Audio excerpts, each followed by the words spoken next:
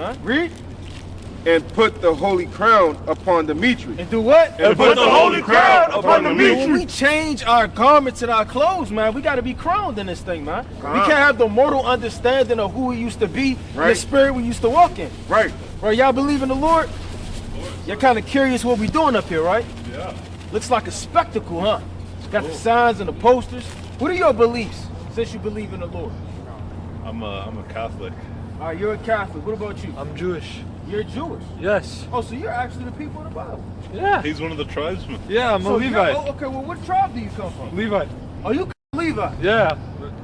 So An educator, priest. So you're saying that Moses would literally look something like you walking the earth? Let's go to Exodus chapter 4 and verse number 6. Bring it out. And let's go to the book of Revelation chapter 2 and verse number 9. Now, surely you believe in the Lord, right? Yeah. So when the scriptures come out, you're not just going to flee in the midst of darkness, are you? No.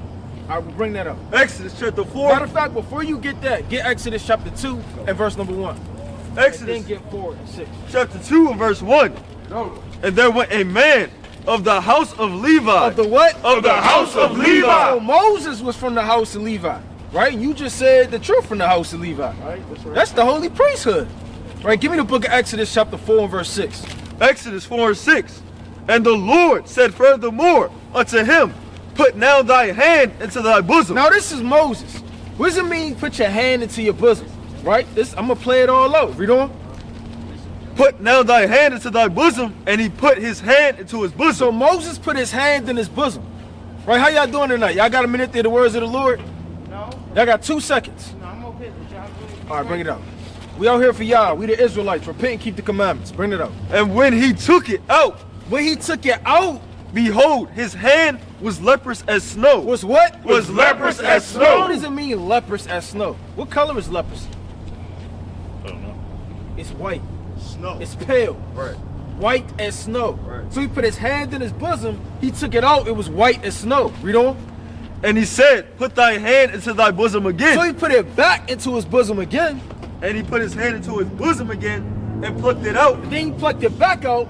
of his bosom. And behold, it was turned again as his other flesh. As his what? As his other flesh. The beautiful brown skin. As his other flesh. True tribe of Levi. As his other flesh. As his other flesh. So you tell me how a Levite man in the Bible could put his hand in his bosom, take it out, it's white, put it back in, but then it got turned as the rest of his flesh. Other flesh. Interesting stuff. No, I, Interesting stuff. no, I can't hear you. Makes sense. I think What makes sense? no, like the whole, like I think it pisses me off because they're always making Jesus look white too. And like, man came from ancient Palestine and stuff. It's like, So man came from ancient Palestine. Before we touch on that, Yeah. I want you to respond back to that. So since you're from the tribe of Levi, Correct. right, just like Moses was, Yep. how is Moses' skin dark skin, but your skin is pale? Yep. How is Moses' skin dark skin, but your skin is pale? Yep. How is Moses' skin dark skin, but your skin is pale? Well- You're from the same tribe. Yeah, well, obviously this was thousands of years ago. So you go back, so my family. From the same tribe. Yeah, well, obviously this was thousands of years ago. So you go back, so my family, my Jewish side, they're Ashkenazi Jewish. So that's like 600, 700 years ago. People from the Middle East came to Eastern Europe. So obviously, can I finish? Or? 17 and 10. Go ahead. All right, so obviously I did a DNA test, right? So I am predominantly Eastern European blood. My mother actually converted, reformed, and so my entire mother's side is all Slavic, Eastern Europe. I want to give all the praises and the honor to Yahweh Bahashem, Yahweh Shai Bahashem, Ruach HaKodash, and double honors to the elder apostles and bishops of Great Millstone. Honors as well to you brethren, your other brethren, you followers, you fellow believers of this truth, and shalom to the elect. So I will go in this video here of the Wi-Fi guys, Wi-Fi Israelites, as they call themselves. How they a Jewish person came up and they instantly And this is old school, really. That's how I was when I first came in. And I first, came into the knowledge. I would see somebody of that ethnicity and would think, or that nation, and would think automatically that's who they are. And this is why you got to grow in the faith. To me, it seems like these guys just kind of like the drama. We had a group here that was like that. They spun off of us, and they went out just cursing out every white person, right? Didn't read no spirits. The energy that it took to fuel the entertainment. See, the media machine, how it works is it takes it in and put it out. It takes it in and put it out. It's like you can't help yourself, especially once the women come, the followers come, and they see these so-called strong black men as they want to see. But they don't understand strength don't come with color. Strength comes with the nation of Israel, right? But when you're trying to fuel and feed the media machine, you got to continue to push lies and make it seem like it's one particular way without being spiritual about it. See, and this is why we get sincere followers. We don't get those followers that just want to see the black and white dramatic event roll out to keep the so-called racism going between so-called black and white, instead of dealing with nationality and another nationality, right? Now, who knows? These men could, that man could possibly be. But he said it's on his mother's side. And the other guy on the other side, he was like, I agree, man. I don't understand why they kept him white. Now, we could say he possibly was a Jake as well. But, there's so-called black people that'll come up to you and say the same things. And you would still say, well, he's just a bugged out Jake. When he could be a heathen. The people walking by, you see these Israelites, they calling them, come, this is for you. You're the brothers. Well, how do you know? These guys never read the spirit. They never. Let us read the scripture. Let's read the scripture on that. 1 John 4:1. It says, beloved, believe not every spirit, but try spirits, whether they be of Yahweh, because many false prophets are gone out into the world. So when it's trying the spirits, it just don't mean every black person that comes up. Okay? It doesn't mean when every Chinese person come up, he looks Chinese, that's a Moab or Ammon or whatever, an Asian. Trying the spirit is trying the spirit of an Israelite, not an Israelite whether he wants to get it or not, or he don't want to get it. This is dealing with the whole nation of Israel. Let's go to John 6:63. It is the spirit that quickeneth, the flesh profiteth nothing. Now, this is what the Jewish-looking guy was saying. He was saying, and he could be, but this is what he was saying. He was saying over thousands of years, this is what happened. Blake Griffin's son looks like a white man. Now, this is not for you black-only Israelites who believe Blake Griffin's son is an Israelite, but after the third generation, he's wiped out. The white woman just came and wiped out his seed. The scripture says our seed would be cursed, right? That was one of the curses that's passed on down.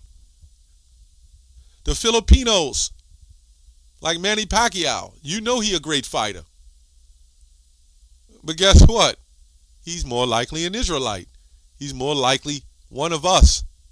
It's hard for these people to see that. But these people don't care. A lot of these Israelites, they don't care. They need to feed that drama.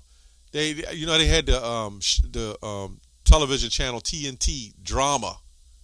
They need that dynamite, Let's go to Romans 8:17, 8:27. This whole chapter good.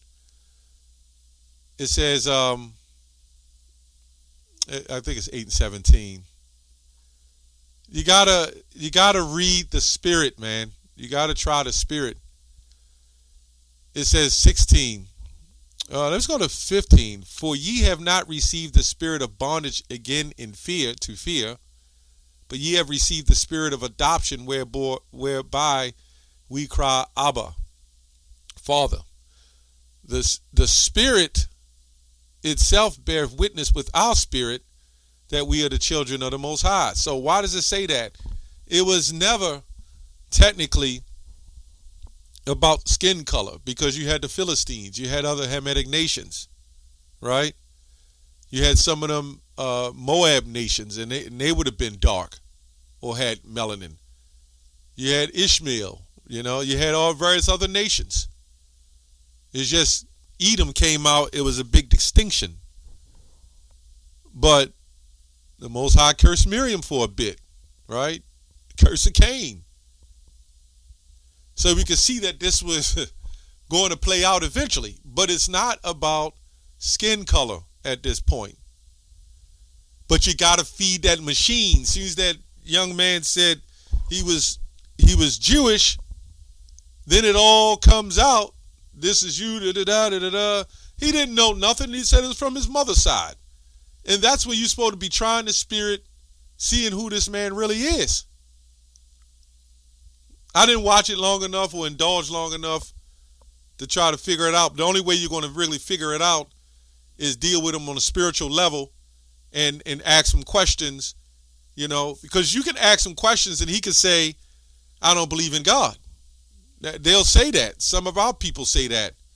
But if a so-called black person came up and said they don't believe in God, you would just say, well, he's just a bugged out Israelite, right? He's a Jake, but he's bugged out. But a white man said automatically he's Edomite. So you got to know where to go with this, man. We're not, when we approach people, when we out teaching, that's not how we approach them. That's not how we deal with it. But we go through the spirit, and then obviously, then you can go that way and show them the history and say, well, if you are that nation, then this is what's going to happen. And if the spirit reveals to you that he's of that nation, then you deal with it. But first you have to try the spirit. Because I watched it from the beginning when the guy came up. And the other guy said, hey, he was Roman Catholic. And he said, okay, I want to deal with him. I want to deal with the other one. What a lot of you Jakes don't understand either is those people in that land, they're under authorities too. There's higher levels of them. They're just another tier that's put over you. That's all. Let's go to Daniel 12 and 10. Many shall be purified and made white and tried. Doesn't mean they're going to be made white, actual white. Purified is what is explaining. But the wicked shall do wickedly, and none of the wicked shall understand, but the wise shall understand. So the wise will understand no matter what they look like, man. Let's go over here to Revelation 7. Let's go over here to Revelation 7 and 9. After this I beheld, and lo, a great multitude, which no man could number, of all nations and kindreds and peoples and tongues. So now you got to look at and see what John was looking at and what was he seeing. Right? What was he seeing? Of all nations and kindreds and peoples and tongues. Okay? Stood before the throne and before the Lamb, clothed with white robes and palms in their hands. Right? Which, when we get to the kingdom, if you don't have your complexion, you're going to get it back, obviously. But what was John seeing here? Of all nations? And we know what nations really mean, the ethnic background. And kindreds. Let's look up the kindreds. Right? See, this wouldn't be there if this wasn't distinctively saying that there would be nations with an S and kindreds with an S. This wouldn't have to really be there. It would just say, well, the Israelites, they're all black, and they're all going to have their same resemblance. It says kindreds in the New Testament, persons with an S, descended from the 12 sons of the patriarch of Jacob. So not everybody black is going to descend, that looks black is descended from the patriarch of Jacob. Not everybody black is an Israelite. Not everybody white is a Caucasian. Right? Not everybody white that is an Israelite. You see, it's a mixture. Now, the majority of Jake here in Babylon, of course, are Israelites. But there's tares mixed amongst the wheat. It says a nation, a people. This also goes back to Genesis 12 when it says the multitudes. When it talks about the multitudes. Let's go to nations, G1484.